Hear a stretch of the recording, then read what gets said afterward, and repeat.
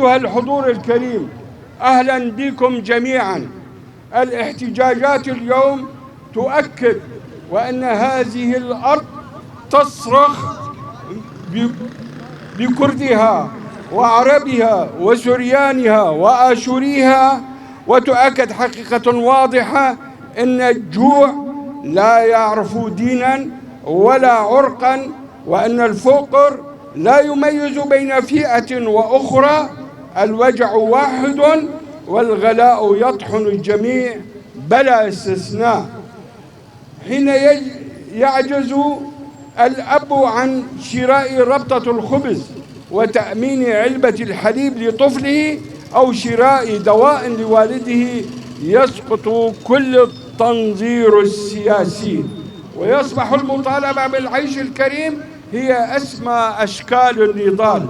أيها الأحرار أينما كنتم، إن حركتنا الاحتجاجية اليوم حركة خرجت من رحم المعاناة، حركتنا سلمية، حركتنا عامة على مستوى البلاد، تظهر وبأشكال مختلفة.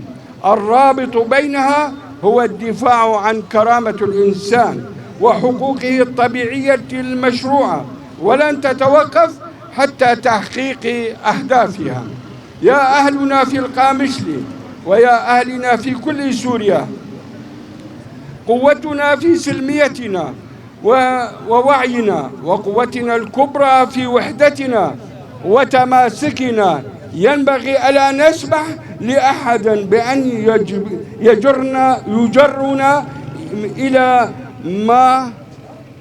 إلى معارك جانبية تستنزف طاقتنا ويضيع مطالبنا الأساسية. نحن هنا من أجل الخبز ومن أجل الدواء ومن أجل المحروقات ومن أجل الكهرباء وضد الغلاء ومن أجل كرامة الإنسان في هذه الأرض المعطاءة التي تسبح على آبار النفط وخيرات القمح والقطن، بينما يتضور أهلها جوعا.